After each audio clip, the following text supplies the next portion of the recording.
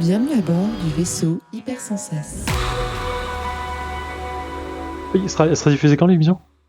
Elle sera diffusée, comme d'habitude, le 3e jeudi du mois, Ah sauf bah écoute, 1er avril. ce que je vais faire, c'est cool parce que je vais pouvoir raconter ce que je prépare pour mes joueurs de Tales from the Loop. Et du coup, s'ils écoutent l'émission, ils seront au courant avant que ça arrive. Et ça, ce serait marrant de voir s'ils ont écouté. Je peux dire que je suis avec des auditeurs, une partie des auditeurs, je vais faire une petite campagne de Tales of the Loop en mode samedi soir à l'arrache. Et en fait, j'ai envie de leur faire une première campagne sur Tales of the Loop en mode 1 ou 2 scénarios, leur faire disparaître un joueur, disparaître dans le sens il a disparu, voilà, on sait pas ce qui est arrivé, et reprendre 10 ans après sur Sing from the Flood, qui est la suite du jeu de rôle, mais 10 ans après, dans les années 90, et où ceux qui n'ont pas disparu, n'ont pas disparu, et du coup on fait un personnage sur Sing from the Flood, et celui ou celle qui aura disparu sur le premier jeu sera toujours sur le système de Sing from the Loop et dans les années 90. Ok. Et J'ai pas compris la dernière. Ouais, en fait, du coup, comme c'est, de... ouais, en fait, je fais un timelapse dans le truc. En fait, j'en fais voyager un dans le futur. Ah, ok. Il sera toujours enfant et voilà, celui qui a disparu. Et du coup, voilà. Donc du coup, j'ai envie de faire ça. C'est parce que je trouvais que c'est cool. Dark un peu. Ouais, voilà. Et comme j'ai reçu Sing from the Flood aujourd'hui en JDR, je me suis dit, ça serait une bonne idée. Trop bien. Voilà. C'est pas une intro Ok. en fait. C'est bizarre. Non, c'est une info. Désolé. Eh ben écoute, le Contrecast épisode 30, c'est parti.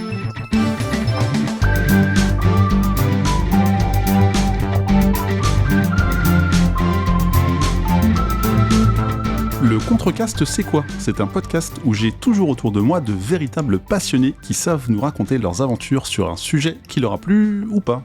Vous le savez sans doute désormais, chacun a sa chronique, puis on échange entre nous, et on commence par un traditionnel tour de table avec celui qui ne devait pas être avec nous pour cet enregistrement, mais pour qui on a décalé exprès, peu de choses près on va dire. Bonjour Cotrus. Salut, merci d'avoir décalé, c'est gentil. C'est un vrai plaisir. De quoi tu vas nous parler aujourd'hui ? Je vais vous parler. Tu révèles pas le défi avant ou je sais pas, non ? Faut pas le dire. Ah bah on verra. Écoute, je vais vous parler on fera un bilan sur le défi. D'un album et surtout d'un morceau qui est un des morceaux préférés de rock. Et voilà, je vais essayer de vous transmettre tout l'amour que j'ai pour ce morceau. Très bien. On continue le tour avec celle qui fête les 3 ans chez son employeur actuel, que je ne citerai pas. Merci LinkedIn pour l'info. Bonjour Julie. Bonjour, merci pour cette fête d'anniversaire. Hein, je suis très touchée. Bah écoute, j'essaie de trouver une petite info croustillante sur chacun et chacune d'entre vous à chaque fois, et j'ai trouvé ça me faisait rire. Voilà. Je m'y attendais pas, tu m'as perturbée. Eh ben c'est parfait, mais de quoi tu nous parles aujourd'hui ? Alors moi je vais vous parler d'un film qui s'appelle Control. Très bien. Et on termine ce tour de table avec celui qui s'est récemment mis au stream sur Twitch, sur la chaîne Le Défaussé, je sais pas si vous connaissez dans le vaisseau. Bonjour Zéphiriel. Salut. Et du coup, comme c'est marrant parce que Sing from the Flood, c'est le même système que Sing from the Loop de Tales from the Loop. Donc du coup, ils ont, tu vois, tu l'as ou pas ? Ah, je l'ai. Voilà. Et tu nous parles de quoi aujourd'hui ? Ce soir, je vais vous parler de navigation parce que je vais faire un petit tour en bateau il y a pas très longtemps. Du coup, je vais vous parler de comment mon expérience sur la navigation, voilà. Oh bah super, écoute, j'espère que t'as mis ton masque s'il y avait du monde sur le bateau, mais bon, on aura l'occasion d'en parler de toute façon. Et puis c'est parti pour le premier sujet, allons-y.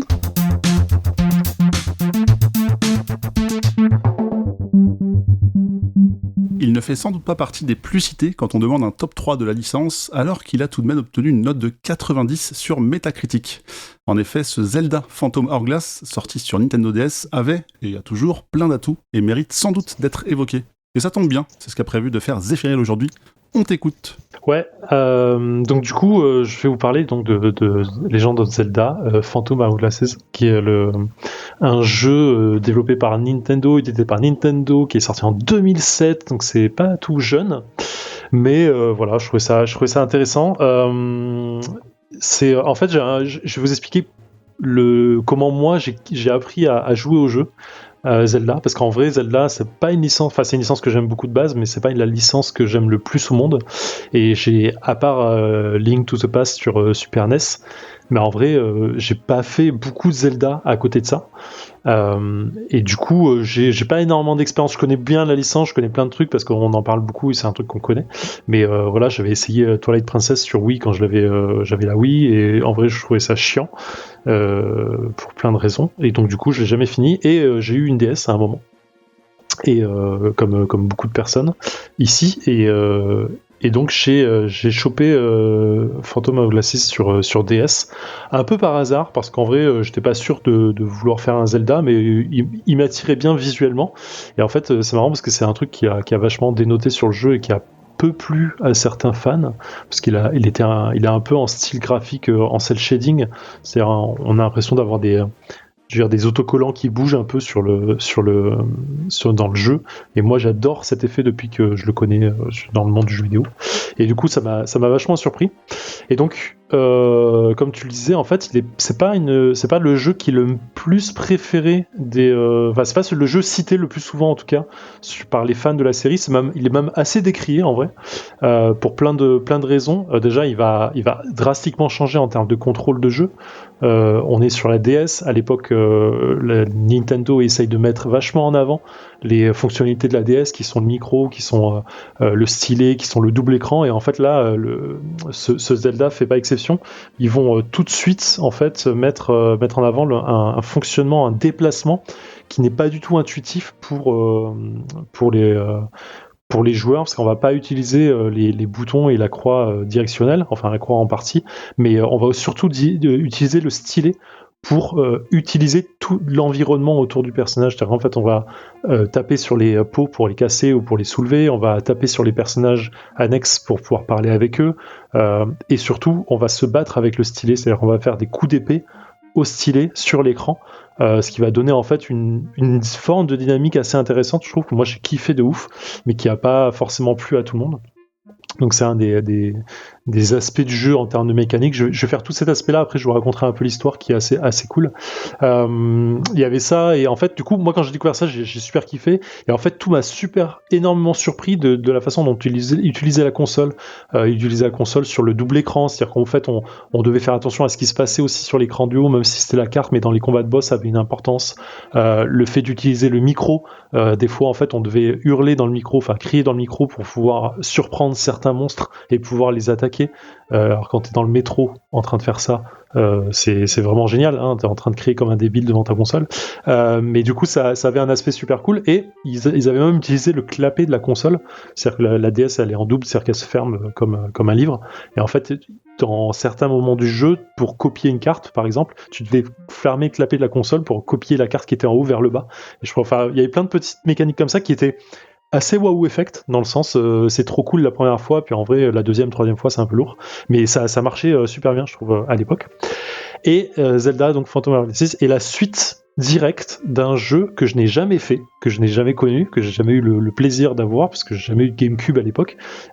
C'était la suite de Wind Waker, qui est pleinement spoilé au début du jeu, puisque c'est la première chose qu'on fait quand on ouvre la console, qu'on allume le jeu, c'est on nous raconte l'histoire de Wind Waker, de comment Link a été pas enlevé par des pirates, mais il a été accueilli par un équipage pirate qui était contrôlé, enfin dont le capitaine était une nana qui s'appelle Tetra. Et en fait, cette Tetra dans Wind Waker, attention gros spoil si vous l'avez pas fait, hein, genre c'est 2002, on est loin, mais quand même, en fait se révèle être la princesse Zelda, qui est enlevée par un grand méchant, et dont Link va aller sauver bien entendu la vie. Et elle va revenir en tant que Tetra sur le bateau pirate, et Link va rejoindre encore cet équipage, et le jeu démarre. Et là on est vraiment sur le début du jeu, et au début du jeu Tetra se fait encore enlever par un bateau fantôme. Je crois que c'est le bateau fantôme qui est censé représenter le mythique hollandais volant, qui est un des bateaux pirates les plus connus du monde aujourd'hui. Pas merci à Pirates des Caraïbes. Et du coup voilà, on va trouver un petit bateau, on va essayer de la sauver, on va tomber à l'eau, on va atterrir sur une petite île, trouver des gens qui vont bien nous aider à trouver une épée et ainsi de suite, et trouver un petit bateau. Et en fait, on va naviguer sur une petite carte remplie d'archipels, et on va visiter les différents temples pour pouvoir péter la gueule aux monstres et sauver notre bien-aimée, princesse, parce qu'il n'y a jamais eu de confirmation. Et du coup voilà, et donc le jeu en fait c'est que ça, c'est que de la navigation, des combats marins avec le bateau contre d'autres bateaux qui sont ultra cool. En vrai, je me souviens de la précision des tirs de canon qui était vraiment sympa. On avait vraiment une impression de bataille navale qui était assez dynamique. On explorait des endroits qui étaient tout dans le lore de Zelda évidemment, et qui nous permettaient d'accéder au fur et à mesure des cartes en trouvant des objets. Et il y avait surtout un temple spécifique qui était le temple du temps. J'ai un doute sur le nom maintenant que j'en parle. Et en fait, qui était en fait un temple spécial. C'est la première fois qu'on voyait cette mécanique de jeu dans un Zelda. C'est qu'en fait, plus on battait de boss dans le jeu, plus on récupérait du sable pour notre sablier. Et en fait, ce sablier nous servait dans ce temple, et en fait, il nous donnait un temps limite dans lequel on pouvait être dans ce temple-là. Sachant que tous les ennemis étaient eux-mêmes invincibles, on pouvait que fuir et que essayer de trouver la sortie du labyrinthe monstrueux qu'il y avait là-dedans avec un temps imparti. Et en fait, plus on avançait, plus on trouvait des objets, plus on trouvait des cadeaux, et tout comme ça et tout. Et donc voilà, Zelda Phantom Hourglass, c'était c'est un des jeux qui m'a le plus réconcilié, je pense, avec la série, en vrai. Et j'avais assez kiffé le faire. J'ai tenté de le refaire, mais j'ai pas retrouvé le jeu dans mes cartons, donc j'ai regardé un playthrough par un gars dont j'ai oublié le nom, et j'ai regardé vite fait, et en vrai c'était visuellement assez cool, je pense, pour l'époque. Je trouve que ça a pris une petite claque graphique. Aujourd'hui, c'est pas super joli à regarder, mais voilà. Donc du coup, c'était plutôt cool. Et comme on parle de Zelda, et j'étais assez étonné en fait en préparant un petit peu ma chronique de me rendre compte du nombre de Zelda qui étaient sortis. Je vais vous faire un petit quiz de genre 3 questions rapidement. Est-ce que vous êtes capable de me citer le nombre dans la série principale uniquement, c'est-à-dire je compte pas tous les trucs sortis à côté, le truc crossbow machin, vraiment tous les séries, la série principale, le nombre de Zelda qui sont sortis. Est-ce que vous êtes capable de me dire le nombre? À peu 1000. près. Ah, c'est chaud. 1000 Ah, Non, c'est pas 1000. T'es pas loin. Je dirais un truc genre 19 ou 18 ou 19. Ouais, j'aurais dit une mais je suis vingtaine pas sûr. aussi, ouais. Ouais. On est sur... Attends, merde, j'ai perdu mon coup. Ah, t'as pas la réponse. Tu poses des questions et t'as pas les réponses. Vas-y, dis-moi. Ouais, voilà. En fait, le 17. Phantom Hourglass 6, c'est le 14e. Ah ouais, non, je suis loin là. Donc ce qui déjà me faisait surprendre en me disant putain, je savais pas qu'il y en avait autant. Et en fait, avec Breath of the Wild, on est à 19. Oh, joli. Donc à 2017 aujourd'hui. Sachant que celui qui est sorti là, dont j'ai plus le nom, n'est pas Breath of the Wild 2, donc n'est pas pour moi dans la série principale. Donc c'est assez... j'étais assez surpris en me disant waouh, quand même. Et est-ce que vous êtes capable de me donner la date du premier Zelda qui est sorti? Eh bien non, en 92. fait, on la connaît pas. Non, c'est 85, mais on connaît pas la date précise. C'est dans les années 80. Ouais, 86. Là, officiellement, ce que j'ai, c'est 86. Je sais pas, j'ai pas vraiment la date. On n'a pas la date précise en France, d'ailleurs. Ouais. Pourquoi on n'a pas de date précise? En fait, on n'est pas capable de savoir à quel moment ça a vraiment été commercialisé en boutique, en fait, en la version française du premier, en tout cas. Ça, je crois qu'il y a des études encore en cours pour savoir quand est-ce que c'est sorti, mais Putain, ce serait novembre 85, mais on n'est pas sûr. D'accord. Ok. C'est assez fou quand même de pas savoir une date de sortie. Mais... Oui. Ouais, clairement, ça c'est dingue. Mais pour ça paraît bizarre, mais pour l'époque, ça me paraît pas si ouf que ça. Bref, pour finir, après ce Phantom Hourglass qui était sorti, j'ai Hourglass, mais je crois que c'est Hourglass, qui est sorti, était sorti un second titre 2 ans après qui s'appelle Spirit Tracks, qui est sûrement un des pires de la série, en tout cas un des plus décriés, parce que il a essayé de reprendre un peu la même mécanique de jeu en mode déplacement sur la carte avec un véhicule qui est comme vous pouvez le reprendre par le nom, un train. Et je me rappelle avoir essayé de jouer 1 heure et avoir arrêté parce que ça m'avait saoulé d'essayer de trouver comment se déplacer avec ce train dans ce monde. Ouais, il était pas terrible. Ouais, il était pas terrible du coup. Et voilà, et donc je vais vous inviter à me donner votre jeu préféré, si vous en avez un bien sûr, sur la série Zelda. Est-ce que Julie, déjà, tu as un peu joué à la série? Eh bien, non. Mais je sais à quoi ça ressemble. Ah, c'est pas mal. C'est déjà bien. Déjà pas mal. Et est-ce qu'il y en a Non, qui t'a jamais peut-être joué à marqué visuellement au moins? Franchement, j'en sais rien du tout.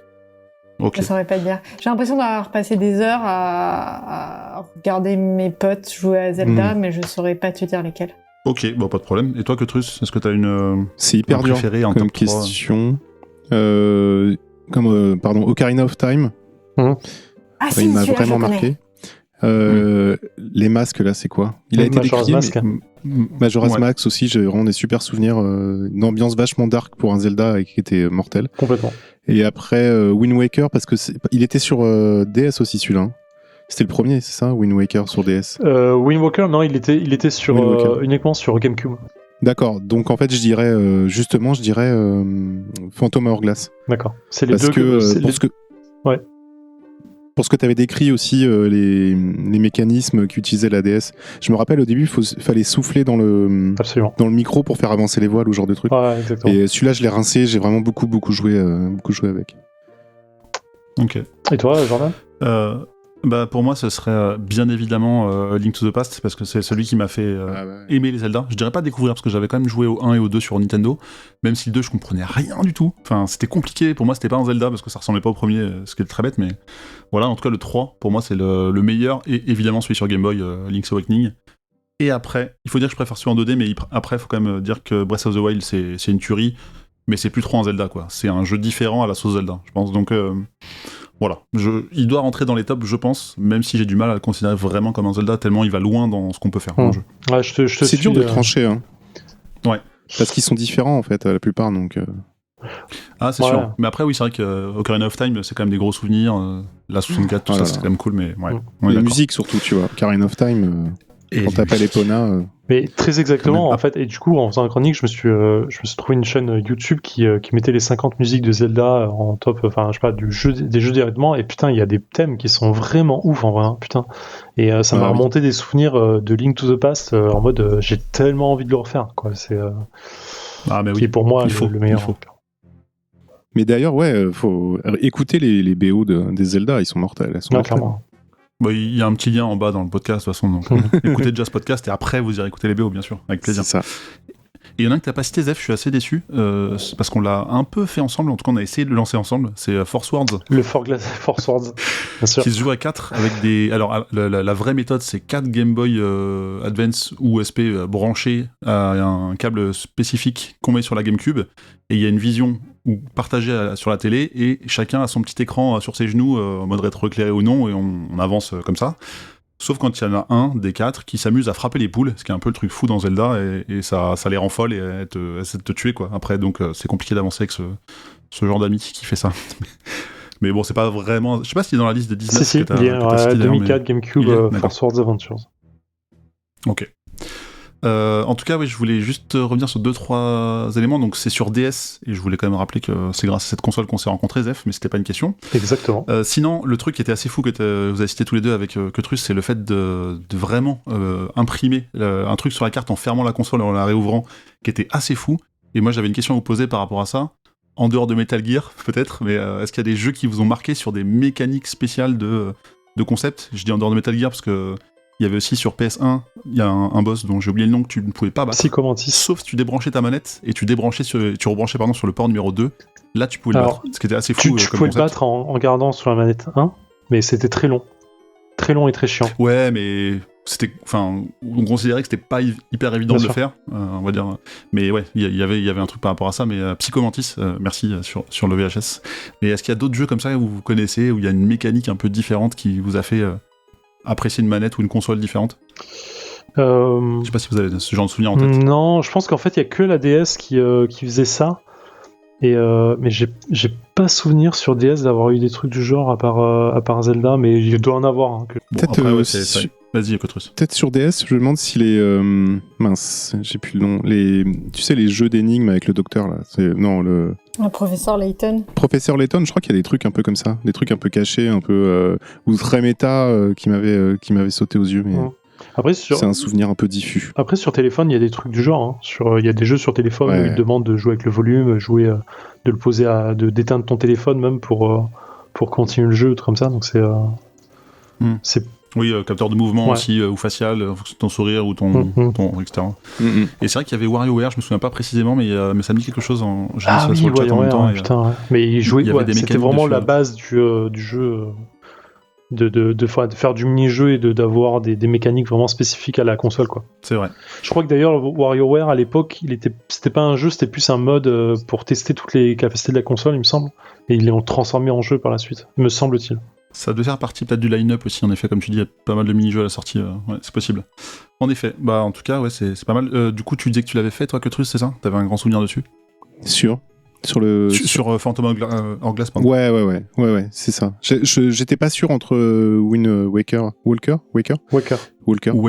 et l'autre, mais non, c'est celui qui était sur DS. Et ouais, et en fait, j'ai acheté la DS spéciale Zelda, en fait. Donc j'ai la DS dorée avec la Triforce et tout ça. Je l'avais commandé au Japon Stylé. exprès.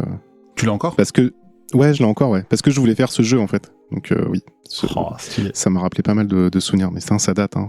Trop collé. Bah 2007 à peu près. Donc, ouais. Mais c'est cool, hein. C'est ça. Cool. Et est-ce que Julie, ça te donne envie de t'aventurer un jour dans un Zelda récent ou ancien? Bah écoute, pourquoi pas, parce que moi j'aime bien les vieux trucs, et comme là, Zef était vraiment à la pointe de l'actualité sur cette chronique, bah peut-être que j'y trouverai justement voilà, mon bonheur. Ok. Bon, ça pourrait être intéressant. Alors, tu nous donneras ton avis en découvrant la licence. Ça pourrait être rigolo. Très bien. Et bah, merci Zéphirel de nous avoir parlé de Zelda Phantom Hourglass, donc qui est sorti depuis 2007 sur DS, qui est ressorti un peu plus tard sur Wii U, il me semble. Mais c'était plus un portage qu'un vrai remake. Et peut-être qu'un jour, ça, on aura une version sur Switch 2. On sait pas. On verra. En tout cas, merci Zef. Elle aurait pu nous parler du jeu vidéo développé par Remedy Entertainment et sorti en 2019, ou encore de ce qu'on doit préparer en tant que bon élève pour éviter une mauvaise note à l'école, mais c'est finalement du film Control dont Julie va nous parler aujourd'hui. On t'écoute. Ouais, bah, j'avais envie de vous parler de ce film de Anton Corbijn, Control, puisque j'ai envie de vous emmener voyager dans des pays exotiques, plus exactement à Macclesfield, qui est une ville pourrie de la périphérie de Manchester, et de vous y emmener à peu près au milieu des années 70, quand la ville est vraiment bien rongée par le chômage, juste avant l'ère Thatcher. Et dans ce film, on voit apparaître, premier plan, Ian, c'est un ado qui rentre chez lui, il s'enferme dans sa chambre, il se jette sur son lit et il se met à écouter le dernier vinyle de Bowie qu'il vient d'acheter, Aladdin Sane. Et en fait, Ian, c'est Ian Curtis, qui va devenir, peu de temps après, le leader du groupe Joy Division. Alors, je sais pas si vous connaissez ce groupe. Oui. Bien sûr. Oui, c'est bien. Donc, pour ceux qui ne connaissent pas, c'est un groupe de post-punk, new wave, cold wave. Et si le nom ne vous dit rien, en tout cas, vous connaissez forcément au moins un titre, Love Will Tear Us Apart, et surtout, vous connaissez sûrement la jaquette de Unknown Pleasures. C'est sur fond noir, un carré blanc avec des sortes de lignes qui forment comme des montagnes ou des encéphalogrammes. Voilà, je pense que vous avez tous vu cette jaquette, et si ça se trouve, vous avez même un t-shirt de ce groupe sans savoir que c'est ce groupe. Voilà. Ça peut être un t-shirt aussi qui s'est un peu abîmé, hein, où il y avait juste des traits droits de base. Non, pardon. Oui, voilà, ou des traces de transpiration voilà, qui se sont superposées au fil du temps. Donc Joy Division, avec deux albums seulement, ils ont vraiment révolutionné le rock. Et ce film Control raconte la vie et la carrière du coup hyper courte de ce groupe et de Ian Curtis, son leader. Donc ces dernières années, on a été franchement habitués à des biopics épiques, hyper flamboyants, très colorés, avec toujours une construction très classique, rise and fall de la rockstar, les débuts, la gloire, l'alcool, la trahison par le producteur, la désintox, la rédemption, la chanson pour les Didi, voilà. Bon, j'ai adoré Rocketman, hein, ceci dit. Mais là, on est vraiment sur un biopic qui est dans la noirceur, mais tout du long. Et vraiment, on fonce droit dans le mur et de façon bien rectiligne pendant tout ce film. Donc pour vous expliquer un petit peu l'histoire de la vie d'Ian Curtis, faut savoir il s'est marié très jeune, à 19 ans. Ensuite, en l'espace de 3 ans, il a fait ses 2 albums, et puis à 23 ans, il est mort. C'était très rapide, voilà. Et le biopic nous raconte cette vie hyper intense, en même temps hyper triste et hyper dure de ce gars, donc entre ses 19 et ses 23 ans. C'est vraiment total darkness, à tel point que le film est tourné en noir et blanc, mais avec une photo vraiment et une esthétique absolument sublime. Faut savoir que le réal Anton Corbijn, à la base, c'est un photographe de rock. Il a photographié Bowie, Joy Division, les Stones, Nick Cave, Iggy Pop, U2 pour ne pas les citer. Et donc vraiment, c'est un chef-d'œuvre, en tout cas esthétiquement, ce film. C'est vraiment des plans, mais vraiment au rasoir, de la géométrie partout. Enfin, c'est vraiment superbe. Et c'est hyper triste ce film parce que Ian Curtis, c'est clairement le poète maudit. C'est un mec qui était maladivement timide et surtout il était épileptique. Et il faisait des crises hyper graves. Et le drame de sa vie, c'est qu'en fait, le traitement pour l'épilepsie, ça le flinguait complètement. Il avait des effets secondaires horribles. Il arrêtait pas de dormir et en fait, ça l'empêchait complètement de vivre. Ça l'empêchait d'être sur scène, ça l'empêchait de jouer. Donc, assez vite, il a décidé de pas prendre ses traitements pour l'épilepsie.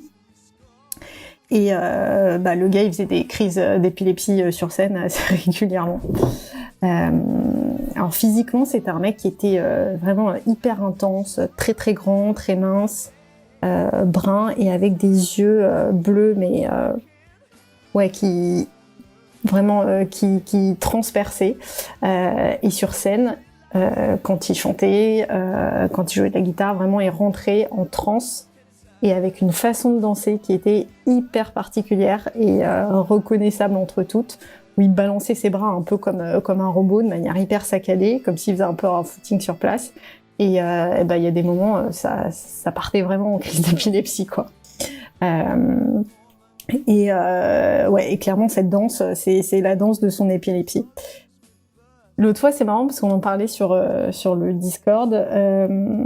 Je sais pas si vous avez suivi, si vous avez bien regardé la série Misfits. Ouais, carrément, très bonne série. Ouais, carrément, ouais. Le personnage de Simon, dans la première saison, je sais pas si vous vous rappelez, le perso qui est incarné par l'acteur qui joue Ramsay Bolton dans Game of Thrones. Simon, en fait, il a un personnage hyper timide au début et il est avant de devenir super-héros machin. Et en fait, Simon, c'est Ian Curtis. Son personnage est complètement inspiré d'Ian Curtis sur le caractère, sur la gueule aussi, les yeux comme ça hyper bleus, écarquillés, qui font trop flipper. Les fringues, la façon de danser, enfin tout, c'est tout le personnage de Simon. C'est un hommage permanent à Ian Curtis. Voilà. Donc si vous avez envie de vous faire une idée de ce à quoi ressemblait ce mec, et il y a d'ailleurs plusieurs scènes où, notamment une scène d'expo, je crois, dans la première saison, où il y a carrément un son de Joy Division qui est utilisé, Atmosphère. Donc voilà, Simon, c'est Ian Curtis. Et d'ailleurs, pour incarner le perso de Ian Curtis, fallait quand même être sacrément habité. Et l'acteur qui joue son rôle, c'est Sam Riley. Alors moi, sa filmo, je la connaissais pas trop. J'ai regardé un peu ce dans quoi il a joué. Il y a Maleficent et aussi Orgueil et préjugés zombie. Alors j'ai aucun souvenir de son rôle dans ces films. Mais là, vraiment, dans Control, il transperce vraiment le film. Physiquement, il incarne ce mec qui était quand même hyper dense. Il a réussi à recréer sa danse transcendantale et épileptique, à devenir complètement Ian Curtis. Enfin, vraiment, à l'écran, tu ne vois plus du tout l'acteur, mais t'as vraiment devant toi Ian Curtis, quoi.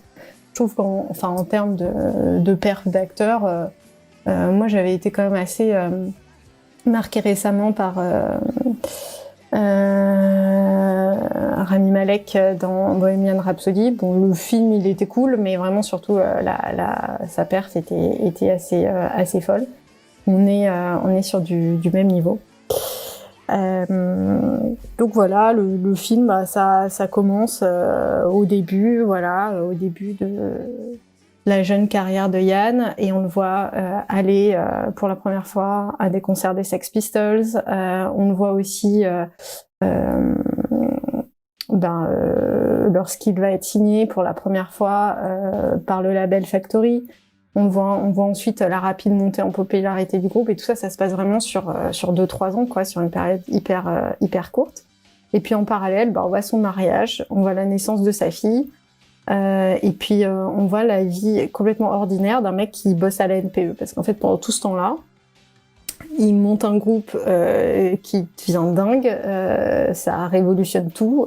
Il tourne en Angleterre, il tourne aux États-Unis, mais pendant ce temps-là, c'est juste un gars de la banlieue de Manchester qui a du mal à joindre les deux bouts, qui bosse à la NPE. Sa femme est obligée de retourner bosser comme serveuse parce qu'ils n'arrivent pas à faire bouffer leur fille. Alors juste pour les plus jeunes, la NPE c'est le Pôle emploi aujourd'hui, hein, mais je te laisse reprendre, vas-y. Ouais, en même temps, là, on est à peu près en 1977, donc bien sûr, mais c'est je pense que c'est le pour se traduire pour les plus jeunes. Voilà, donc le Pôle emploi. Et donc ce pauvre Yann, bosse au Pôle emploi et est une superstar, et en même temps, il est dans la merde, quoi. Donc moi j'ai vraiment kiffé ce film parce que à la fois ça raconte toute cette scène, toute cette époque que je trouve dingue et qui moi me passionne, à savoir les prémices vraiment du Manchester dans les années 80, avec toute la scène musicale qui s'est créée à ce moment-là, notamment autour du label Factory. Faut savoir vraiment que cette ville, à ce moment-là, ça a été le berceau, mais de groupes absolument mythiques et monumentaux qui ont complètement révolutionné la musique. Que ce soit les Smiths, que ce soit les Happy Mondays, Buzzcocks, et puis même plus tard, 10 ans plus tard, avec des groupes comme Oasis. C'était vraiment, de toute façon, à Manchester, tu nais là-bas à cette époque, soit tu deviens footballeur, soit tu deviens une rockstar, mais sinon tu n'auras jamais de taf de ta vie. Et puis il y a toute cette vie hyper tragique de ce mec qui est paumé, qui est épileptique, qui est en fait juste qui est vraiment né dans un trou de merde au mauvais moment, mais qui a quand même réussi à briller complètement, et en même temps tout en étant complètement coincé dans un étau, quoi. Alors le film il est sorti il y a quelques temps. Je l'ai revu cette semaine. À l'époque, il m'a complètement retourné, parce que je pense que à ce moment-là, j'étais vraiment en plein dedans, dans la musique, dans cette époque-là, et ça faisait écho à plein de choses, quoi. Et là, je l'ai revu, j'ai peut-être été moins bouleversée, je dirais sentimentalement, mais je trouve toujours aussi beau, toujours aussi bien léché. C'est vraiment c'est superbe. Et moi, je vous recommande ce film si vous connaissez pas forcément très bien l'histoire de Joy Division, parce qu'en fait, c'est un moyen aussi de la découvrir. C'est un moyen aussi de redécouvrir leur musique. Et puis si jamais vous êtes aussi un peu curieux de cette époque et toute cette scène, je vous recommande un autre film qui s'appelle 24 Hour Party People, et qui raconte l'histoire de Tony Wilson, qu'on voit d'ailleurs, personnage qu'on voit dans le film Control, qui était le producteur qui a monté le label Factory, qui a signé donc tous ces groupes fous, et donc ça nous raconte l'épopée de ce label, la création, une boîte à Manchester qui s'appelait l'Hacienda à ce moment-là, où tous ces groupes sont passés. Et alors là, pour le coup, c'est un film qui est beaucoup plus rigolo, beaucoup plus festif, beaucoup plus coloré, et là on voit vraiment défiler tout le monde de cette scène-là. Voilà ce que je peux vous dire sur ce film dark, mais très très beau. Voilà. Bah écoute, je précise que le film dont tu parlais, 20 Hour Party People, il y a le lien évidemment dans la description. Absolument. Et tout comme la danse épileptique, comme c'est défini, qu'on pourra retrouver aussi dans le lien si vous voulez voir un petit extrait YouTube de comment ça se passe. Yes. Première question que j'ai à te poser, et je pense pas avoir trouvé l'info, mais je crois que ce film n'est pas dispo sur une plateforme légale de streaming. Bah écoute, il me semble en effet que non. Donc c'est bien triste. Il fut un temps où j'étais en possession du DVD de ce film, j'ai même pas retrouvé. D'accord. On te l'a peut-être prêté juste pour que tu le revisionnes Oui, récemment. voilà. Mais, on me l'a prêté, absolument. C'est ça, parfait. Et je ne sais plus si tu l'as cité, mais donc c'est un film qui a été fait par Anton Corbijn, j'espère que je prononce bien son nom. Est-ce que tu connais d'autres films de ce réalisateur ? Bah, je sais pas trop parce que j'ai l'impression qu'il a surtout eu sa carrière de photographe. Après, attends, j'avais vu passer des trucs, mais alors vraiment pour moi des films que j'avais pas vus. Bah, je vérifie en direct. Hein. Découvrons ensemble la filmographie de ce monsieur. Un homme très recherché. Il a pas fait des films notables. C'est vrai qu'il a pas fait grand-chose. Ouais. Enfin, pas en volume en tout cas. Easy American, ouais. Mais c'est vraiment, le mec, son boulot, il est photographe, quoi, clairement. C'est vrai. Et ça se ressent dans les images, comme tu disais. Ouais. Zef qui a commencé à prendre la parole, est-ce que tu l'as vu ou est-ce que tu veux le voir ? Non, je l'ai vu au ciné quand il est sorti. J'étais allé le voir à l'époque avec un pote, avec Sitou. Et je peux que relate tout ce qu'a dit Julie. En fait, le film, il est vraiment ouf. Et je me souviens, quand je suis sorti de la salle avec mon pote, on était retourné quoi. Je crois on s'est regardé dans les yeux pendant une seconde et on a eu un blanc, je sais pas, pendant peut-être 5-6 minutes sans savoir quoi dire, et tellement il nous avait bouleversé en fait, parce que la fin elle est presque crade en fait, en plus sur le film, et vraiment il y a plein de choses qui te retournent, et ouais, c'est un peu sans espoir quand tu sors quoi. Et du coup j'avais super kiffé. En plus, c'était une époque un peu goth pour moi, donc ça collait vraiment dans l'esprit Joy Division, tout ça. Et ouais, j'avais passé un super moment. Et c'est, tu vois, quand tu dis Julie, quand tu l'as revu, ça a pas le même goût, la même saveur. Clairement, c'est le type de film pour moi que je peux pas revoir parce que trop d'émotions quand tu le vois en fait. Et trop d'émotions, trop de trucs que tu ressens, trop d'attachement à l'image, à ces petites sensations, et du coup quand tu le revois, je pense que ça doit claquer un peu différemment. Et mais j'en ai un putain de souvenir. En fait, je me revois clairement dans la salle en train de bader sur certaines scènes du film, et surtout l'image de la société de merde qui te renvoie quoi, qui est assez folle. Et effectivement, les scènes de concert sont assez dingues. De mémoire, je crois que c'est lui qui chante en plus. Ouais. Je crois que c'est l'acteur qui chante, et c'était assez fou en fait en termes de timbre de voix et du reste, c'était vraiment ultra proche. Je demande à confirmer ça, mais il me semblait que c'était. Ouais, c'est le cas, et vraiment, enfin, je sais pas, le mec il s'est transformé en Ian Curtis quoi. Il a chanté, il a dansé comme lui. Il a transpiré comme lui, enfin. Mais vraiment, en plus, quand si tu regardes, si on trouve des trucs de l'époque, des vidéos de l'époque de concerts, effectivement, vraiment, c'est ouf, quoi. C'est calqué. Puis, comme tu le disais, la réal, elle est aux petits oignons. C'est un vrai plaisir. Vraiment, ouais, c'est vraiment superbe.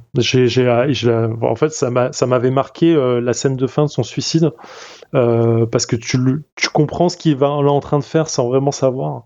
Et quand ça arrive, c'est assez. Enfin, ça m'avait marqué de ouf. Je crois que c'est une scène de suicide au ciné qui m'avait le plus fait mal. C'est hyper intense quoi. Enfin, c'est silencieux, c'est crade, c'est pas crade visuellement, mais c'est cru quoi. C'est vraiment oh putain. Et voilà, vraiment super film à voir. Si vous l'avez pas vu, c'est vraiment à voir quoi. Clairement, je surplus là-dessus quoi. Bah, je l'ai pas vu, mais ça me donne très très envie en tout cas. Et toi, Cotrus, est-ce que tu l'as vu ? Non, pas du tout. Je l'ai pas vu, mais j'ai très envie de le voir maintenant. Et ouais, vraiment, ça m'a. Enfin, c'était une super chronique, ça m'a vraiment donné envie de le regarder. Et puis tous les biopics musicaux, c'est je kiffe, donc voilà, dans ma to-do list. Et puis on le soufflera à l'oreille de Charles Eddy pour le Cinécure. Eh ben pourquoi pas. Ah oui, tiens. Ça peut être intéressant. Je sais plus si tu as dit, Julie, en quelle année c'était sorti. J'ai pas noté. C'est sorti en 2007. Parce que j'ai toujours très pour bien. habitude de chroniquer des trucs qui datent pas d'hier, quoi. Ouais, mais c'est même jeune comme chronique pour toi, j'ai l'impression, par rapport à d'habitude. Ouais, limite un peu. Eh ben parfait. En tout cas, merci de nous avoir parlé de Control, donc le film de Anton Corbijn, qui retrace notamment la vie de Joy Division et de son chanteur. Et le film est sorti en 2007 et malheureusement pas disponible pour l'instant sur les plateformes légales de streaming, mais vous pouvez le trouver peut-être en DVD d'occasion ou le faire prêter par un voisin ou un ami. Je ne pense pas avoir déjà écouté un des titres de Porcupine Tree, pourtant Quetrus a décidé de nous présenter aujourd'hui cet album qui n'a que quelques titres, notamment à cause ou grâce à Anesthesize, je sais pas si je prononce bien, qui à lui seul ne dure que quelques minutes, on va dire. Bon bref, C'est Quetrus, ça. on t'écoute. Ouais, donc Porcupine Tree, je pense un des groupes les plus, en anglais ils disent underrated, mais sous-cotés de l'histoire du rock progressif. J'ai découvert assez tard, et là je vais vous parler de l'album Fear of Blank Planet, et principalement surtout de leur morceau, comme tu dis, qui fait 18 minutes sur l'album et qui s'appelle Anesthetize. J'espère que je prononce bien. Donc voilà, c'est un groupe de rock progressif puis qui est passé plutôt au métal progressif. C'est un groupe qui n'existe plus. Il a été fondé, je crois, en 87 par Steven Wilson, qui fait chant, guitare. C'est le principal compositeur, c'est le chanteur, c'est le producteur. Moi, dans la période dans laquelle je vais parler, il y a au clavier, piano, il y a Richard Barbieri, Colin Edwin à la basse et un dieu vivant de la batterie, Gavin Harrison, qui est une espèce de dieu sur Terre. Et je pense que c'est aussi pour ça que j'ai commencé à m'intéresser à ce groupe plutôt vers 2002 quand il est arrivé. Donc c'est sur les albums In Absentia, Deadwing et Fear of a Blank Planet, puis The Incident. Et voilà, et je pense que parce qu'ils étaient partis un peu plus dans le métal progressif, c'est quelque chose qui m'a un peu plus attiré. Et surtout cette espèce de batterie fantastique, à la fois fine, puissante, inventive, techniquement parfaite, qui m'a fait tomber amoureux un peu de ce groupe. C'est un groupe. J'ai toujours du mal moi à classer les musiques. Je suis pas très bon pour ça. Je sais que c'est du rock progressif et plutôt métal progressif parce que c'est des choses qui mélangent plusieurs influences et en même temps il y a de la guitare saturée et en même temps il y a des choses un peu cheloues.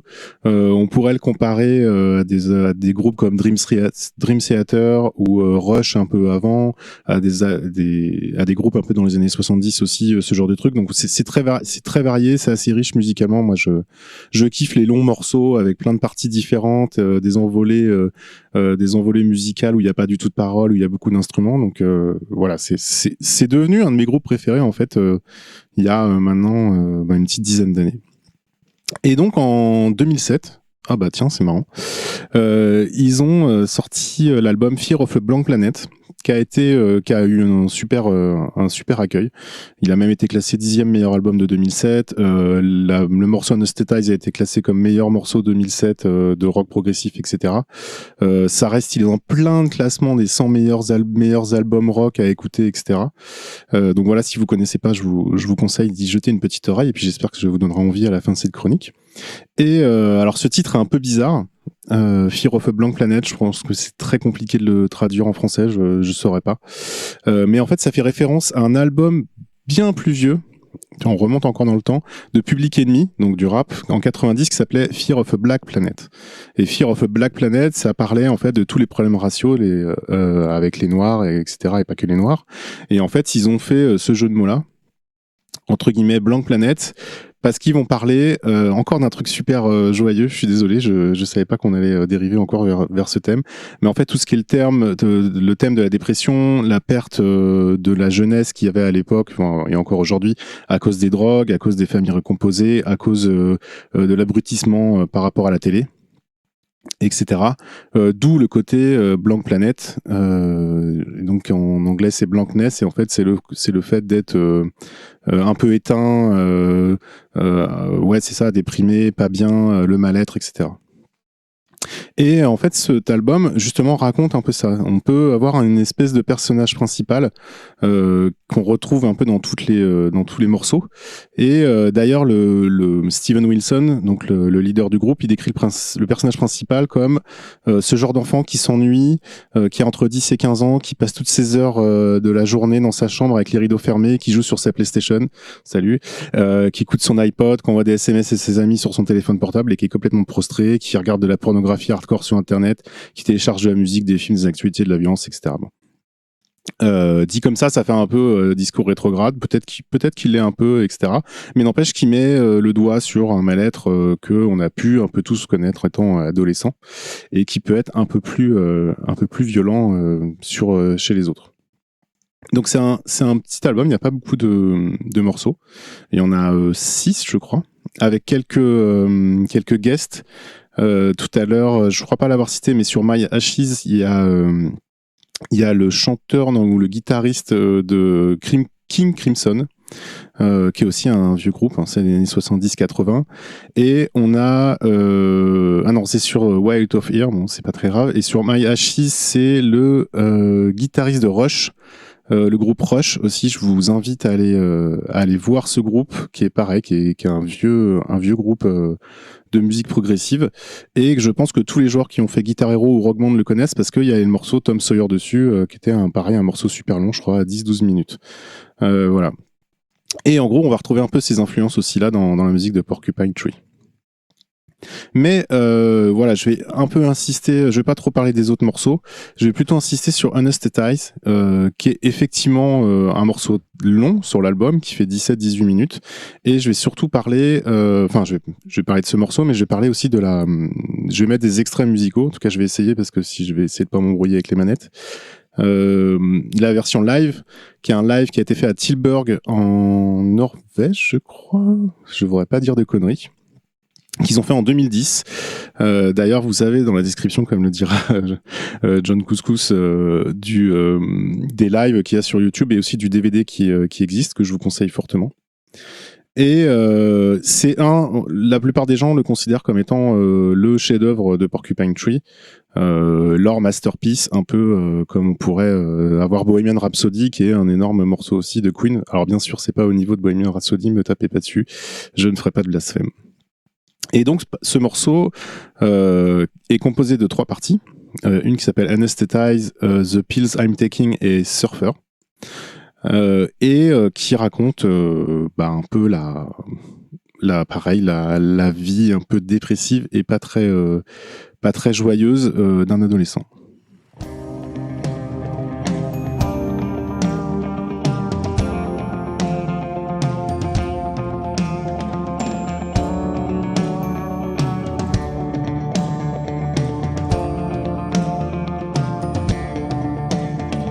Donc le morceau commence avec une entrée en matière aérienne, presque féerique en fait. On entend un peu le xylophone qui vient aérer et alléger ce morceau un peu de batterie qui fait des nappes. Un peu comme si on était dans un rêve un peu brumeux. Et on entend l'entrée de la voix traînante et un peu mélancolique de Steven Wilson qui va traduire un peu l'état mental de ce jeune garçon.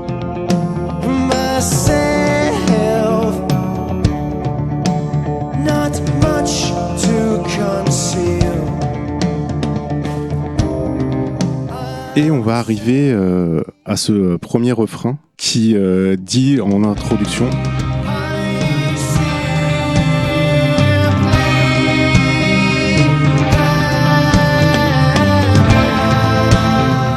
I'm simply not here, qui veut dire je ne suis simplement pas là, qui vient confirmer un peu l'impression d'éloignement qu'on pouvait ressentir avec la musique au début, cette espèce d'état cotonneux, comme le suggère la musique du début que je vous ai fait entendre, avec les nappes douces du clavier de Richard Barbieri.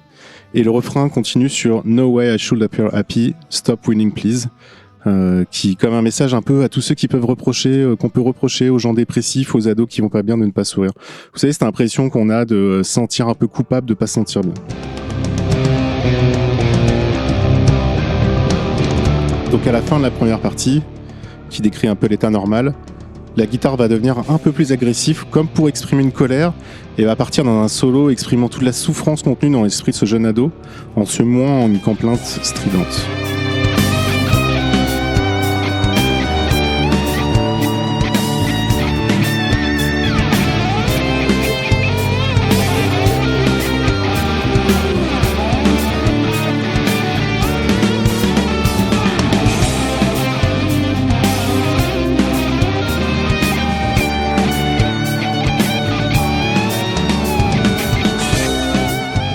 Le morceau, après, donc cette partie un peu plus énervée, va se calmer tranquillement avec un clavier et une guitare plus cristalline soutenue par les fils monstrueux de Gavin Harrison à la batterie. Les fils, c'est quand on va passer sur les tomes, vers le haut, vers le bas, du plus aigu au plus grave ou l'inverse.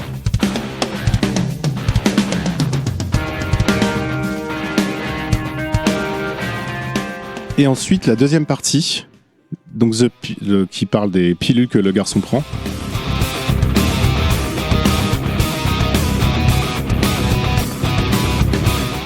Beaucoup plus énervé, beaucoup plus métal. Là, on est vraiment dans le métal progressif, beaucoup plus ramassé. Ouais, je pense que vous voyez un peu la différence. Et on a la batterie de Gavin Harrison qui va donner l'impression d'une fuite en avant. Quelque chose, je sais pas si vous l'entendez bien, mais ça avance tout le temps, comme un train. Quelque chose qu'on peut pas arrêter. Quelque chose qui est complètement inarrêtable et qui avance inlassablement.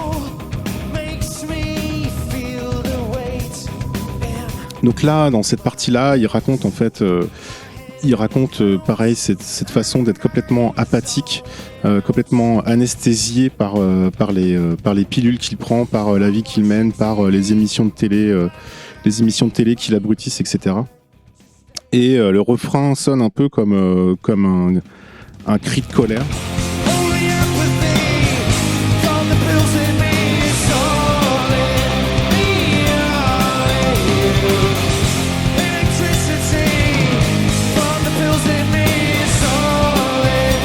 Un cri de colère en fait contre cet état léthargique et dû aux drogues ingérées et à la télé aliénante. D'ailleurs, il nomme MTV qui était effectivement à l'époque un peu la cible de tous les gens qui pensaient que ça allait pervertir un peu toute cette jeunesse. Pareil, je juge pas ce que dit le chanteur là-dessus. Je pense qu'il a peut-être un peu tort et je pense qu'on l'a tous vécu nous en étant jeunes un peu plus à ces périodes-là. Mais en tout cas, ce qu'il décrit comme souffrance intérieure et adolescente et cet éloignement du monde réel, je pense que c'est quelque chose que tout le monde peut ressentir.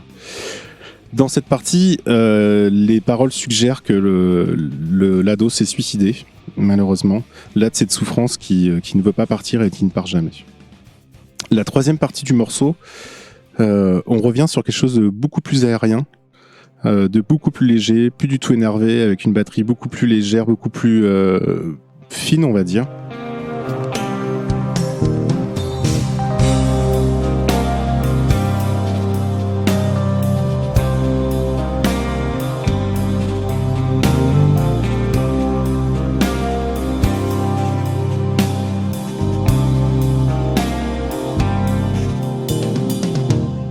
Et on va revenir sur du chant beaucoup plus calme, beaucoup plus lancinant, avec une voix qui vient en canon, qui répond un peu comme dans un songe, comme dans un rêve.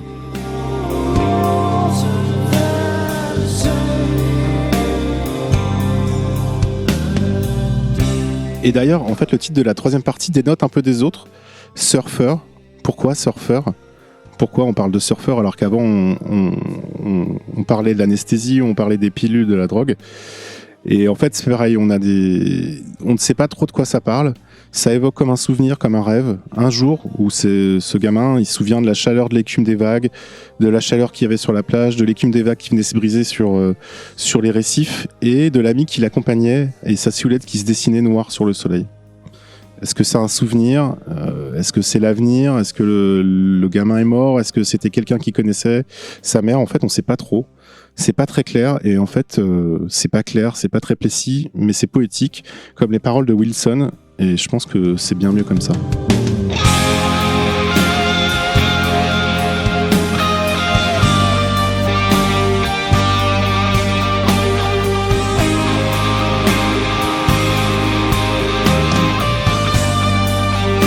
Voilà, je vais pas tout vous mettre parce que le morceau dure extrêmement longtemps. Ah non, j'espère que ça vous aura plu. Moi, ce morceau-là, c'est un morceau que j'écoute. Alors, il y a une période où je l'écoutais à peu près une fois par semaine, si c'était pas plus. Et c'est un morceau que j'écoute quand je vais bien, quand je vais pas bien, quand ça va normal, etc. Je vous invite vraiment à écouter la version live que moi je préfère. Après, d'autres diront non.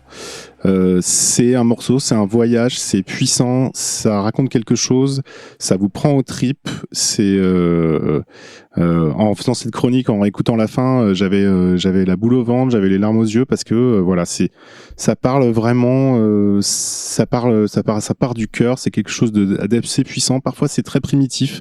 Et notamment dans la batterie, on a quelque chose avec des tomes, avec quelque chose de très, de très tribal, presque primitif. Et après, il y a des morceaux, il y a des passages très rock, très métal, évidemment, qui me parlent beaucoup. On pourrait qualifier certains passages de ce morceau de kitsch. Moi, je le vois plus comme un reflet d'une autre époque, ça fait très vieux con, mais et d'ailleurs, il s'en cache pas. C'est aussi un hommage au titre des années 70, où justement, on avait des morceaux qui partaient, qui duraient très longtemps, jusqu'à 20 minutes. Hein. On se souvient de plein d'exemples. J'ai cité Bohemian Rhapsody, qui était un peu plus tard, bien sûr, mais on peut dire Riders on the Storm, aussi quelque chose qui va changer, beaucoup d'instrumental, quelque chose qu'aujourd'hui on a un peu du mal à avoir dans les morceaux classiques, peut-être à cause de la radio, ce genre de choses. Donc voilà, c'était j'espère que je vous ai donné envie d'écouter cet album et surtout ce morceau qui pour moi représente beaucoup. Bah franchement ouais, c'est comme tu dis, c'est relativement long, 17 minutes 42 j'ai noté d'après Wikipédia, mais ça m'a bien donné envie parce que comme tu dis, ça raconte une histoire qui est assez ouf. Et je vais poser une question, enfin même deux avant de passer la parole aux autres, mais comment on fait pour jouer un morceau de cette longueur? Alors je sais pas si t'as forcément la réponse, quoique je sais que tu joues, mais comment on fait pour jouer ça, parce que c'est quand même hyper intense et on n'est peut-être pas habitué à jouer des morceaux aussi longs, et surtout comment on écoute ça de côté public, parce que j'ai l'impression de voir un mini-film, je sais pas, enfin pas un film, mais une histoire qui est vraiment relativement longue, quoi. C'est pas un truc, tu fais 3 minutes et tu passes à autre chose, 3 ou 4-5 minutes, là, enfin c'est 17 minutes, c'est ultra long, quoi. Je connais même pas une musique, je crois, plus longue que ça, qui se joue par un groupe, par un truc répétitif, quoi, mais une vraie histoire aussi longue. Je suis désolé pour ma double question un peu longue. Mais... non, mais c'est vrai que c'est intéressant. Comment tu fais je sais pas, tu le fais.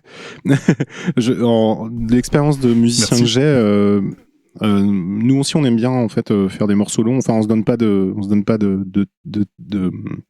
limite de temps. On peut faire des morceaux d'1 minute, on peut faire des morceaux de 10 minutes, on s'en fout, avec des morceaux différents. Je sais pas, je pense que tu te poses pas là vraiment la question de comment est-ce que tu fais pour jouer aussi longtemps. En fait, tu le fais.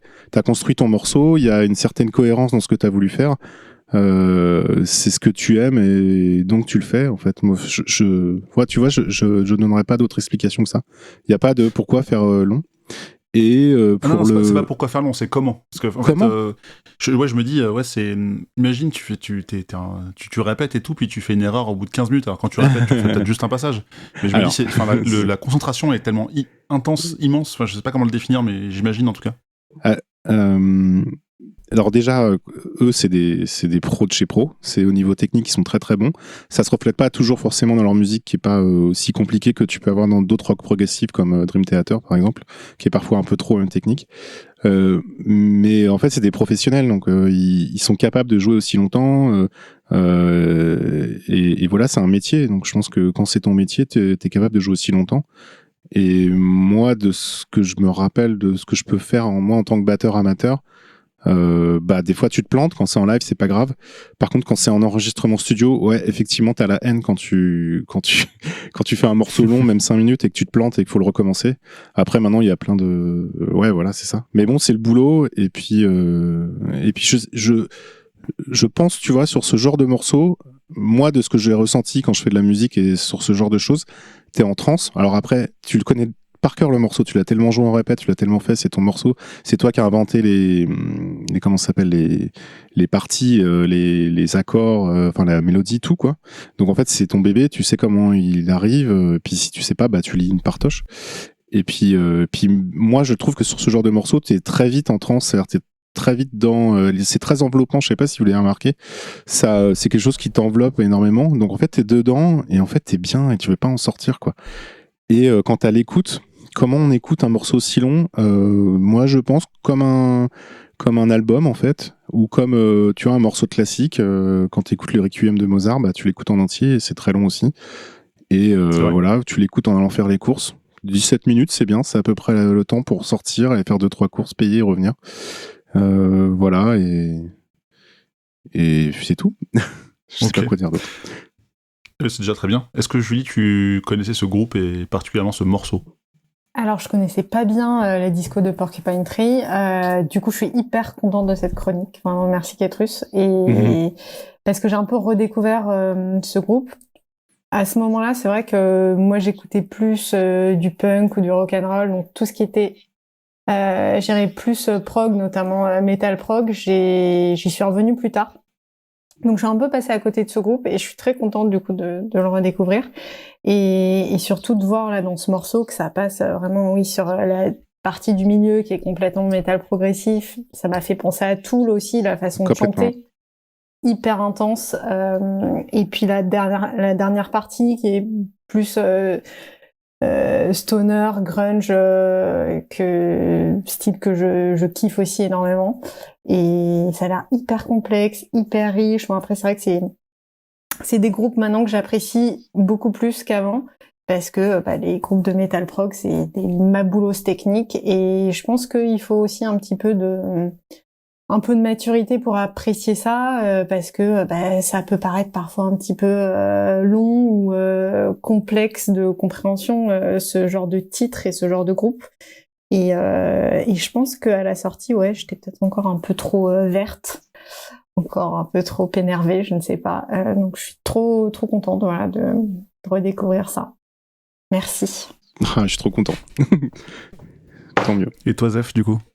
Ouais, déjà merci pour la chronique parce que c'est assez folle, bien travaillé, C'est clair. c'est un dingos.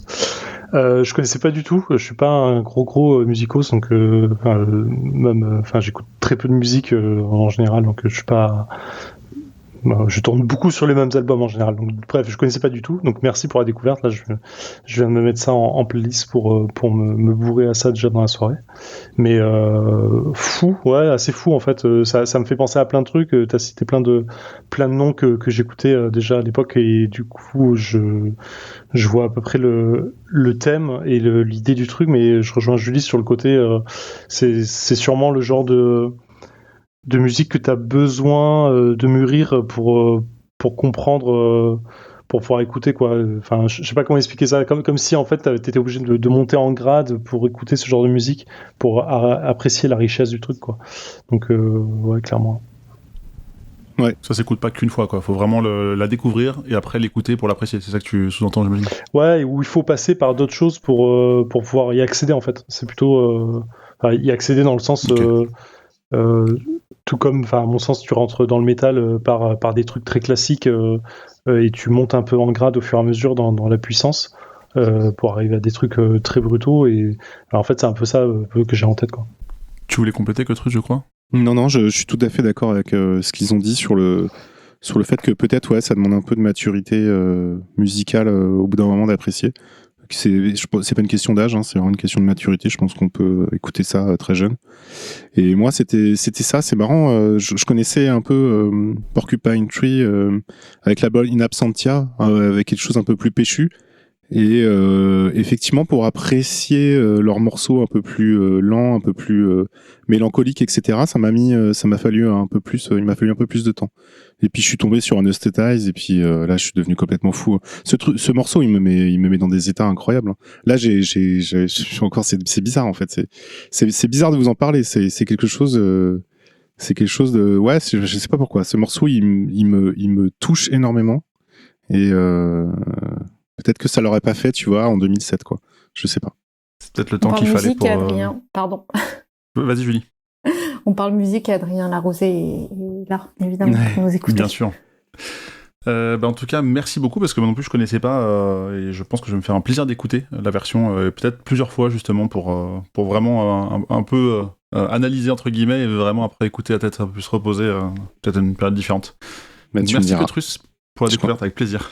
Je t'en prie. Donc c'était Anesthetize, qui fait partie de l'album Fear of a Blank Planet, et c'est le groupe Porcupine Tree, et qui est dispo, lui aussi, depuis 2007.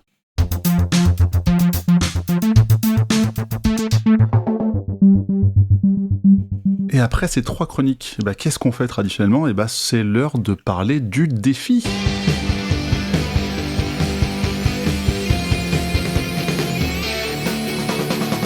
Alors le défi de l'épisode précédent, l'épisode 29, c'est même pas nous qui l'avons lancé puisque en fait il y avait un petit jeu dans le vaisseau Hypersensas, le VHS. On a un peu fait tourner l'équipe et c'est l'équipe qui avait été créée pour l'occasion qui nous a dit imaginez, vous allez faire que des chroniques de 2007. Est-ce qu'on peut dire qu'on a un peu réussi ce défi quand même ? Ou pas ? Je sais pas. On peut dire que oui, de ouf. Je pense qu'on leur a bien répondu. J'espère qu'ils écouteront ça avec plaisir. Et on a joué le jeu, donc c'est cool. Ça se trouve, on a peut-être même joué le jeu sur les coups de cœur, mais ça, on verra un petit peu plus tard. Et pour parler du nouveau défi pour le prochain, donc on en a un petit peu discuté en amont, et ce qu'on aimerait faire, c'est un peu, on va dire, pas revisiter, c'est peut-être pas le terme, mais faire un audit ou compléter un bout de chronique qu'un autre chroniqueur ou chroniqueuse aurait fait en 5-6 minutes sur un sujet qu'on a déjà évoqué, mais sur un sujet qu'on ne connaissait pas auparavant. Donc, ça pourrait être par exemple le morceau qu'on vient d'écouter, et ben on en reparle 5 minutes, donc ce sera pas que Trus en parlerait dans cet exemple-là, et comme ça on se fait ça le mois prochain. Est-ce que ça vous convient ? Ouais. Chaud. Yes. Ouais, c'est mon idée, donc je suis chaud. Ok. Ouais, alors c'est un peu faux, mais t'as complété l'idée. Mais ok, c'est bon. Et vous avez une idée un peu de ce que vous imaginez comme sujet que vous n'avez pas encore vu, regardé, joué, testé, écouté ? Ou pas encore ? J'ai une petite idée, ouais. Bah moi j'ai à peu près tous les jeux vidéo dont vous parlez à chaque fois, donc j'ai l'embarras du choix. C'est pas mal déjà. Ok, bon, on verra ça tranquillement le mois prochain pour les personnes qui seront présentes. Et on va pouvoir passer au coup de cœur après ce petit jingle. Alors les coups de cœur, moi j'ai choisi de vous parler d'un film. Un film d'animation, en fait c'est même le 8e, qui a été fait en image de synthèse par des studios américains, qui s'appelle Pixar, qui a été réalisé par Brad Bird et qui est sorti en salle en 2007, c'est marrant. Et ça s'appelle Ratatouille. Alors je sais pas si vous l'avez vu, mais pourquoi ? Parce que je cherchais peut-être un peu à apporter un truc plus cool, plus sympa que les 2 derniers sujets qu'on a évoqués. Peut-être un peu moins dépressif, je pense. Et peut-être aussi parce que je suis en manque de resto dans cette période où on est confiné, même si ça va réouvrir à terme. Voilà, je me suis replongé un peu dans cette petite histoire que je trouve toute mignonne, tout simplement. Donc je pense qu'une majorité d'entre nous l'a vu, et sinon regardez-le parce qu'il est très cool, ce Rémi qui finit dans un resto parisien à prendre la main sur un cuisinier, quoi, pour rester un peu vague, et je trouve ça plutôt cool, comme beaucoup des films de Pixar de manière générale. Donc voilà, je souhaitais le citer. Et ça tombe bien parce que c'était sorti en 2007, donc c'était pour rester un peu dans le thème du défi, tout simplement. Je vais passer la parole à toi, Ketrus, pour savoir quel est ton coup de cœur pour cet épisode. Ouais, j'ai un coup de cœur, je vais rester dans le cinéma. C'est un grand classique, ça s'appelle No Country for Old Men. En québécois, c'est Non, ce pays n'est pas pour le vieil homme, des frères Cohen, qui est sorti, 2007. Incroyable. Qu'est-ce qui se passe en fait ? Ouf. C'est bizarre. C'est fou. Et c'est un gros film des frères Cohen avec une tête d'Achif complètement folle, avec Javier Bardem, avec Josh Brolin, Tommy Lee Jones, etc. Enfin, la folie, c'est un truc qui mélange thriller et western, et qui se passe en fait dans le sud des États-Unis, à la frontière du Texas et du Mexique, avec des trafiquants de drogue, etc. Enfin, c'est complètement fou. C'est un film incroyable. Je pense que si vous n'avez pas vu, de toute façon, toute la discographie, n'importe quoi. Toute la filmographie des frères Cohen est à voir. Mais voilà, celui-là, si vous voulez faire un voyage dans le temps en 2007, allez voir au cinéma, parce que c'était possible, No Country for Old Men. Je pense que le voyage dans le temps, on est déjà en train de le faire actuellement avec toutes ces chroniques et coups de cœur de 2007, mais c'est très bien.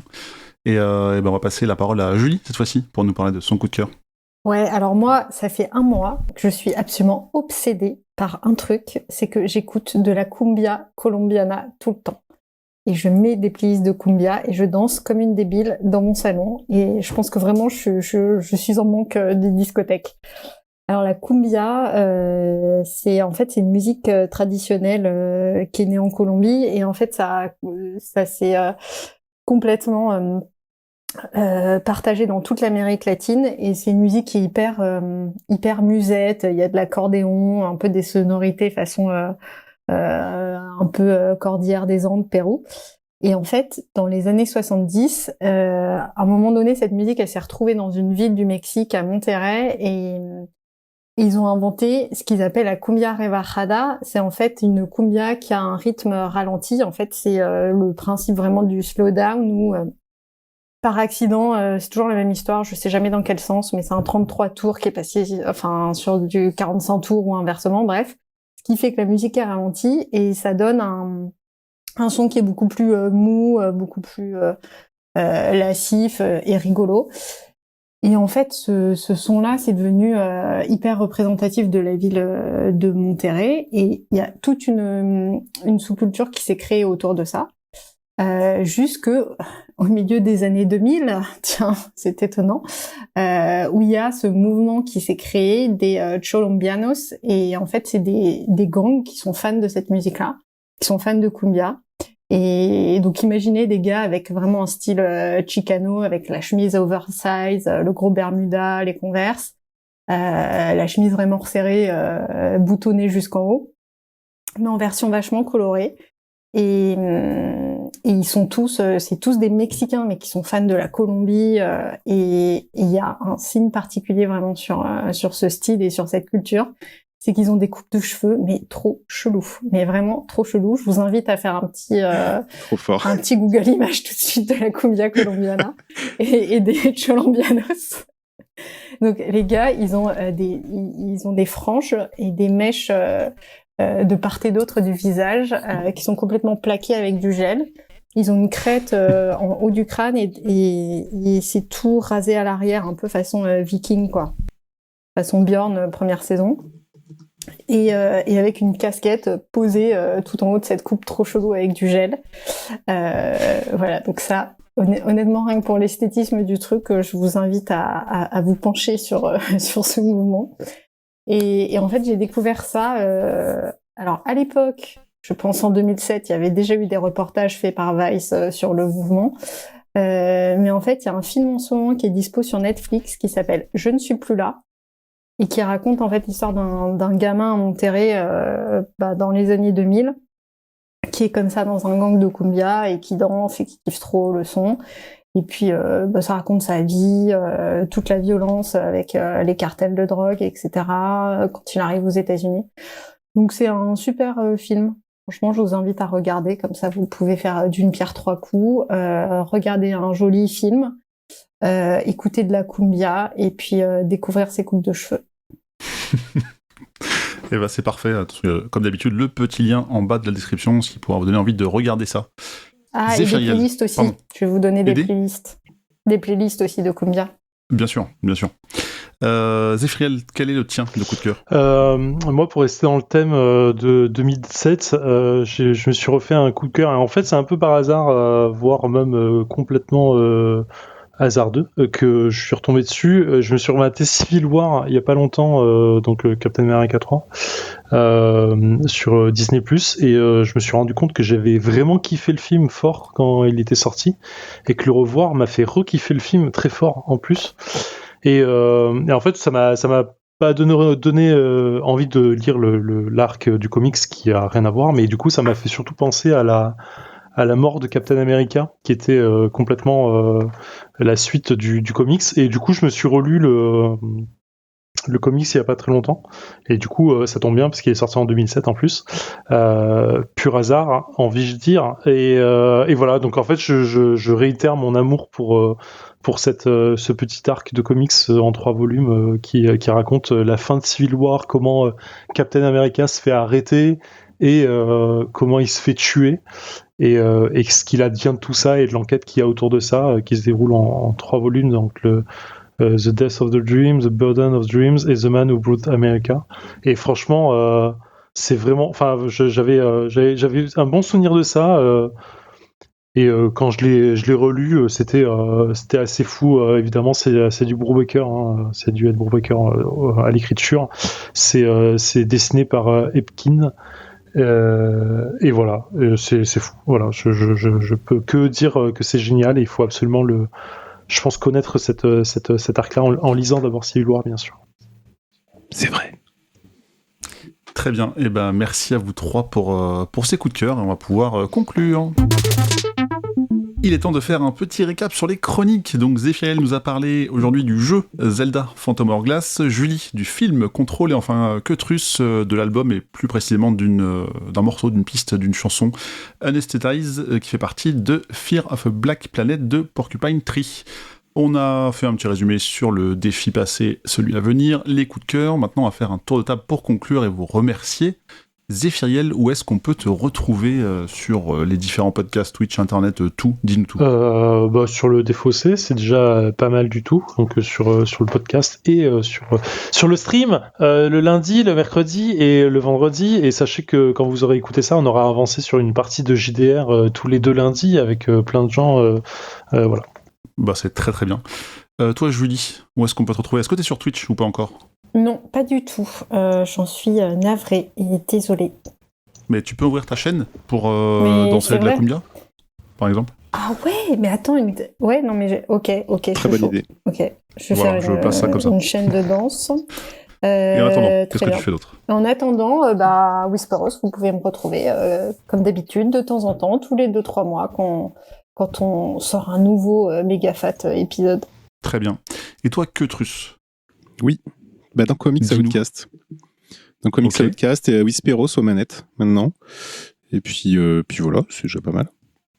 C'est déjà pas mal et tout ça, c'est un peu du VHS finalement, le vaisseau hypersensas. Et je vous rappelle qu'on a un Patreon sur lequel vous pouvez, si vous le souhaitez, bien évidemment ce n'est pas obligatoire mais c'est toujours apprécié, contribuer, participer pour nous permettre d'améliorer la qualité du podcast, ce qui nous permettra d'avoir du nouveau matos pour toute l'équipe qui s'agrandit encore. On a cité Sinecure il n'y a pas très longtemps, qui est le dernier qui a rejoint le vaisseau. Il y a toujours une petite place pour accueillir des personnes comme ça peut être intéressant. En tout cas, si vous voulez peut-être nous aider, n'hésitez pas à aller voir le petit lien qui est en bas.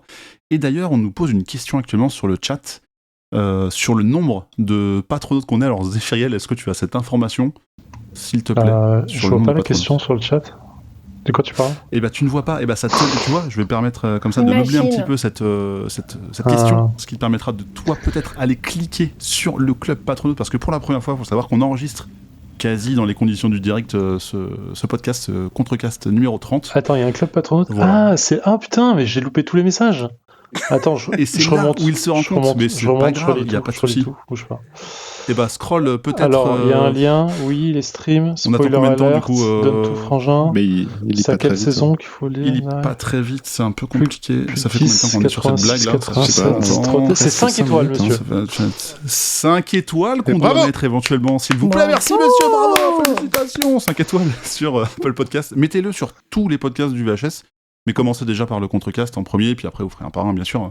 Et si c'est déjà fait, comme je vous le dis souvent, alors vous prenez un petit gel hydroalcoolique, comme ça vous mettez sur vos mains, ensuite vous allez prendre le téléphone d'une personne que vous ne connaissez pas, et vous allez, alors seulement si c'est un Apple, et vous allez mettre ces 5 étoiles sur, et puis vous abonner, bien sûr, à ce podcast, ça nous aide, vraiment, on rigole, mais n'hésitez pas à le faire de temps en temps, c'est toujours fort apprécié et appréciable. En tout cas, merci encore d'avoir écouté, merci à vous, chroniqueurs et chroniqueuses, pour vos fabuleuses chroniques qui m'ont donné envie de découvrir / redécouvrir des trucs très très sympas. Et puis on se retrouve comme d'habitude le mois prochain avec une équipe qui aura peut-être un petit peu tourné. On verra ça mais avec un défi à réaliser. Merci beaucoup et des bisous, à très très vite. Salut. Ciao. Salut.